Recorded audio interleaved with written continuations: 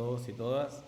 Vamos a comenzar con la unidad 7 correspondiente al tema de minerales. Muy bien, los minerales, como pueden observar ahí, son sustancias sólidas, naturales y homogéneas con composición definida y disposición atómica ordenada. Pueden ver que pueden estar formados por 1, 2, 3 o más elementos. Como ven acá, el diamante y el grafito están formados por carbono, ¿sí? Estos se denominan alótropos.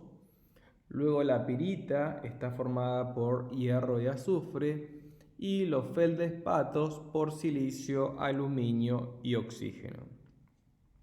La caracterización e identificación de estos minerales van a estar dadas por diferentes propiedades que son divididas en físicas o químicas. Las físicas a su vez se clasifican en ópticas, mecánicas, magnéticas y eléctricas, y las químicas en relación a su comportamiento frente a los ácidos y las bases, su combustión y su coloración en contacto con el fuego. Como ya hemos conversado en otros trabajos prácticos, en otras teorías, sobre las características químicas que tienen los minerales, por ejemplo, hemos visto que los carbonatos en presencia de los ácidos se descomponen generando ácido carbónico que inmediatamente se transforma en dióxido de carbono y agua. Hemos visto la combustión durante todo el trabajo práctico de fuego. Hoy nos vamos a centrar en lo que son las características físicas. Luego iremos a algunos ejemplos de minerales y por último algunas aplicaciones. Ya entrando en lo que son las características físicas, vemos en primera instancia el color. El color es una de las propiedades más distintivas y características de los minerales. Sin embargo, no es muy útil para identificarlo, ya que los diferentes minerales pueden presentar el mismo color. Además, estos colores están dados muchas veces por las impurezas que estén presentes en el mineral. Este color surge de la absorción selectiva de ciertas longitudes de onda de la luz blanca por algunos de los átomos del mineral. Por otro lado, tenemos el brillo. El brillo no tiene nada que ver con el color, sino que depende de la intensidad de la reflexión de la luz. Tenemos el metálico, el vitrio, el nacarado, el graso y el mate. Por último, viendo estas propiedades ópticas, tenemos la luminiscencia, es decir, la emisión de luz del mineral a partir de la generación de algún estímulo, ya sea térmico, eléctrico o mecánico. Cuando este estímulo se da sobre el mineral, el mismo emite luz. Al finalizar el estímulo, si finaliza la luz, la emisión de luz, entonces hablamos de fluorescencia. Si la emisión de luz permanece, aun cuando el estímulo ya finalizó, se va a denominar fosforescencia. Ahora entramos en lo que serían las propiedades mecánicas. En primer lugar tenemos la tenacidad, es decir, la resistencia que opone el mineral al ser roto. Esta tenacidad no tiene nada que ver con la dureza, se suele confundir mucho y cuando yo hablo sobre la tenacidad de un mineral, estoy en cierta manera clasificándolo como resistente o como frágil. Fíjense que no empleo la terminología duro al hablar de tenacidad. Luego tenemos los conceptos de fractura y exfoliación. La fractura se va a dar cuando se rompe el mineral a lo largo de una superficie irregular y la exfoliación se va a dar cuando el mineral se rompe a favor de alguna de sus caras planas, como es el caso que vemos acá. Por último, otra propiedad que se suele confundir también, pero no con la dureza, sino con la densidad, es el peso específico, que es la relación que existe entre el peso de un mineral con el peso del mismo volumen de agua pura a 4 grados Celsius. ¿Sí? Entonces acá vemos, por ejemplo, para el caso del cuarzo tiene un peso específico de 2,65 y la plata un peso específico de 10,5. Entonces, un peso específico de 10,5 indica que el mineral va a pesar 10 veces más y media que el peso del agua, del mismo volumen de agua.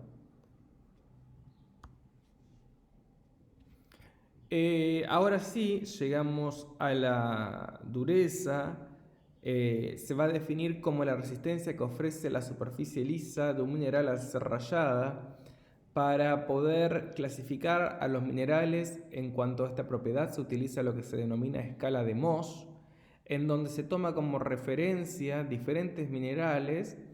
Por ejemplo, el talco va a ser el 1 y el 10 va a ser el diamante, o sea, el diamante va a ser el más duro y el talco va a ser el menos duro.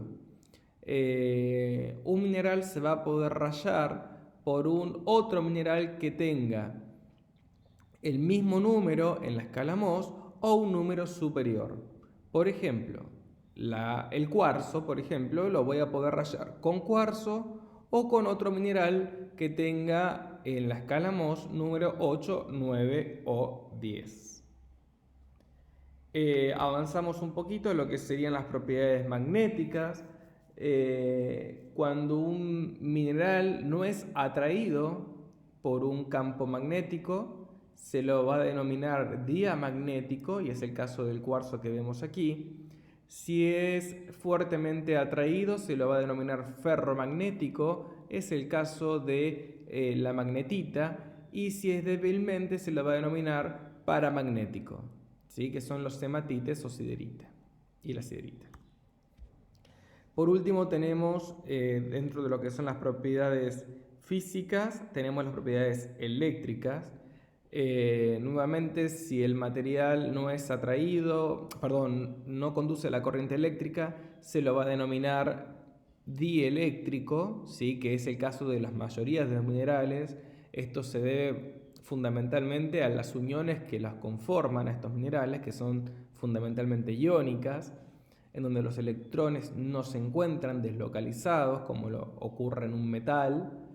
Luego tenemos ejemplos de materiales que son piezoelectrónicos, en donde estos minerales, lo que va a ocurrir es que frente a una presión van a adquirir cargas eléctricas, ¿sí? Y cuando hay una variación térmica que carga eléctricamente a alguna de las caras, se lo va a denominar piroelectrónico, que es el caso de la turmalina que tenemos aquí. Bien, esto es un ejercicio, lo vamos a ver después en el seminario. Ya vamos a entrar en lo que son los grupos y algunos ejemplos de minerales. La estrella de esta unidad son los silicatos. Esto es debido a que son los minerales más abundantes, están presentes en más de un 95% en lo que es la corteza terrestre.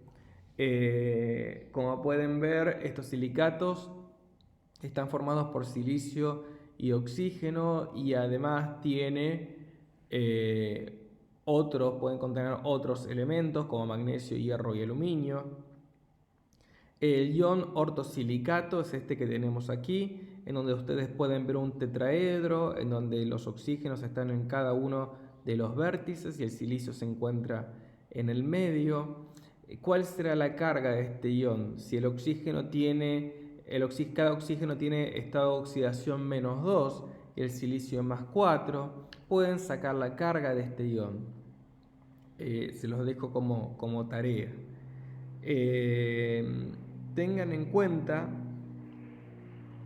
que este ion, así, el ion ortosilicato, no está presente en muchas ocasiones de esta manera solo, sino que lo que forman son diferentes agregados, o si se quiere, cadenas o láminas o estructuras tridimensionales como las vemos acá, ¿sí? Por ejemplo, los ciclosilicatos, acá tenemos las cadenas dobles, las láminas. Fíjense que el olivino tiene estos tetraedros, ¿sí? En donde los contraiones que actúan en estos tetraedros, alrededor de estos tetraedros, son el hierro +2 y el magnesio +2. Fíjense, acá tenemos otros ejemplos de silicatos: el cuarzo, la arcilla, feldespatos, micas, granates, zafiro, rubí, lapislázuli. Estos, además de silicio y oxígeno, estos que están aquí señalados abajo, contienen aluminio. Y un ejemplo de mineral que contiene aluminio pero no es un silicato es la bauxita. La bauxita es el mineral del que se extrae el aluminio. Acá tenemos otros ejemplos de minerales con magnesio. Dentro de los silicatos tenemos el olivino, que lo vimos recién, talco y asbesto, que los veremos en un ratito. Y dentro de los no silicatos, la magnesita. Son simplemente ejemplos. Aquí llegamos al cuarzo. Lo primero que se puede ver del cuarzo es que tenemos diferentes colores. Esto, como ya les dije, tiene que ver con la presencia de impurezas. El componente fundamental del cuarzo es el dióxido de silicio. Casi toda la arena se va a componer de partículas de dióxido de silicio, también conocido como sílice. Se caracteriza el cuarzo por su lustre brilloso, tiene una dureza de 7. Aquí pueden ver en el mapa las provincias de Argentina que producen cuarzo. Y una de las características importantes que tiene es que es químicamente inerte, reacciona muy poco, pero aquí se pueden ver dos ejemplos de reacciones que ocurren con el dióxido de silicio, el componente fundamental del cuarzo, y que tienen que ver con esto de dónde se conservan las bases, por ejemplo, en qué frascos se conservan. Hay una pregunta que tiene en el seminario que apunta a dónde se pueden almacenar los bases fuertes, los hidróxidos, por ejemplo.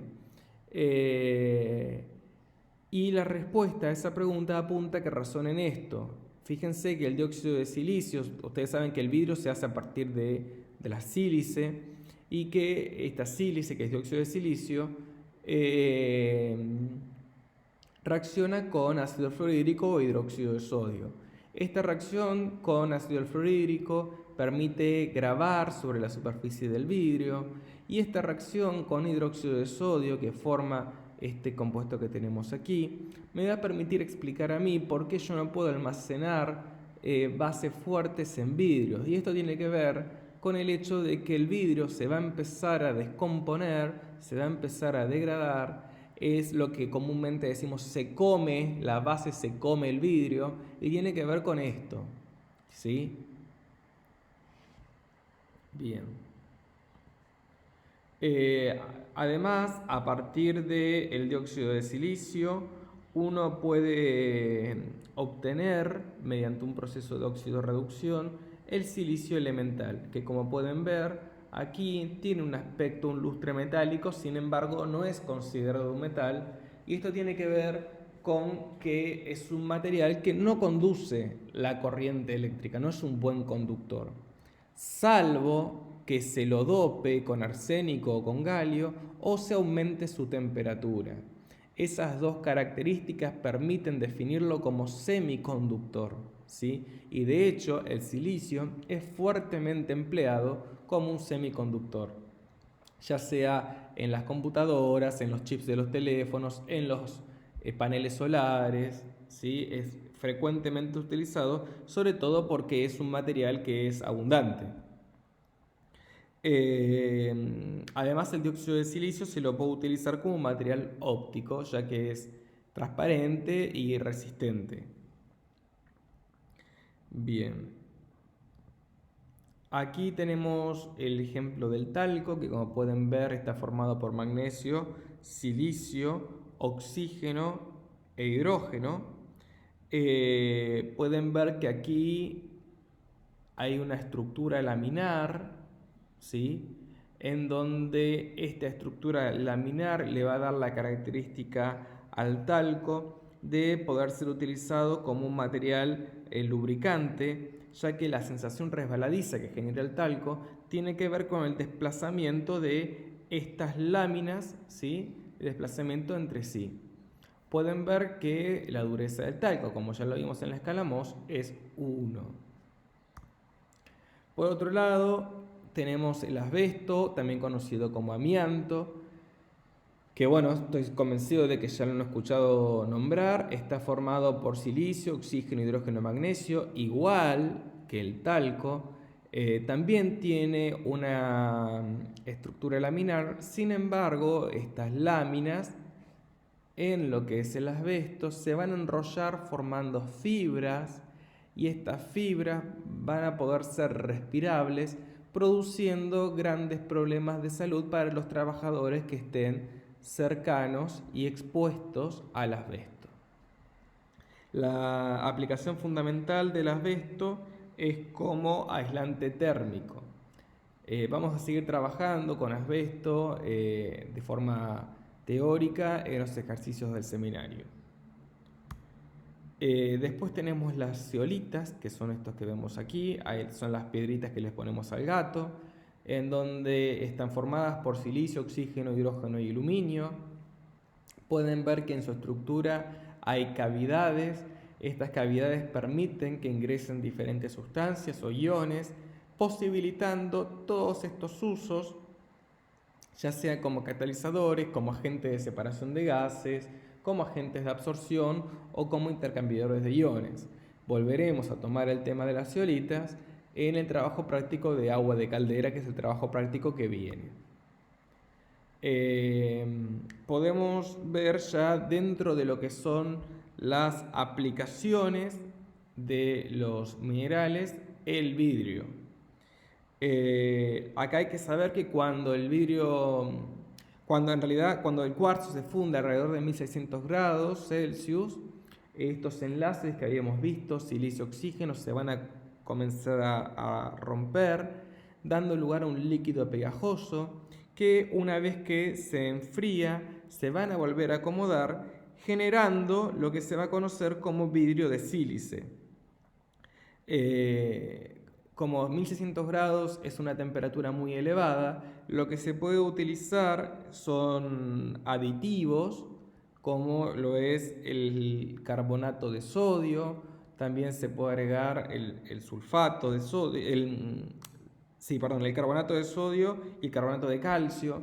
Estos dos aditivos que tenemos aquí van a permitir descender ese punto de fusión, de esta manera logrando que se funda a una temperatura menor a 1600 grados. Lo que va a generar tanto el carbonato como la piedra caliza, es que en el calor van a formar sus óxidos respectivos, el óxido de calcio y el óxido de sodio, y estos son los que, como yo les comentaba, van a lograr bajar el punto de fusión. Además se pueden agregar otros compuestos, por ejemplo, óxidos de cobalto que van a cambiar la coloración. Se puede agregar también el óxido de boro. Este óxido de boro es fundamental para la generación de vidrios más resistentes a los cambios térmicos, que son justamente los vidrios de borosilicato, también conocidos comercialmente como vidrios Pirex. Luego tenemos los compuestos cerámicos, ¿sí? Que son compuestos inorgánicos no metálicos que se preparan por tratamiento de los minerales a elevadas temperaturas. Aquí tenemos los pasos para la fabricación de la cerámica y tenemos dos grandes grupos de cerámicos como son los feldespatos, que son silicatos tridimensionales, y las arcillas, que son silicatos bidimensionales. Y acá lo que pueden apreciar es que, bueno, obviamente tienen diferentes propiedades físicas y van a ser utilizados para diferentes aplicaciones. Aquí tenemos otra aplicación que es el gel de sílice, que es una forma hidratada del dióxido de silicio que contiene alrededor de un 4% de agua. Estos geles de sílice estoy seguro que los han visto ya sea en prendas o en medicamentos. Lo que hacen es mantener a esas prendas o medicamentos libres de humedad, porque justamente absorben el agua y se les suele agregar sales de cobalto que van a interaccionar con el agua formando complejos coloreados que me van a servir a mí como indicador de que ese dióxido de silicio, ese gel de sílice, ya absorbió demasiada agua. Entonces, ¿qué voy a poder hacer en ese momento? Lo voy a poder secar, ¿sí? Esa es la gracia que tienen estos geles de sílice, que son reversibles. Uno puede hidratarlos y luego secarlos. Son también muy utilizados en lo que se denominan columnas cromatográficas, que permiten la separación de componentes en una mezcla. Ya para terminar tenemos al último material que les quiero comentar, son los aerogeles. Es un bloque nanoporoso de dióxido de silicio que contiene, fíjense, un 99% de aire. Esto lo hace muy liviano, con una densidad sumamente baja. Sin embargo, le permite, como una excelente aplicación, ser un excelente aislante térmico. Esto se está desarrollando, es muy nuevo, pero confío en que en un futuro se va a poder aplicar en las prendas de los trabajadores, por ejemplo los bomberos. Bueno, esto es todo por hoy, todo por la clase de hoy.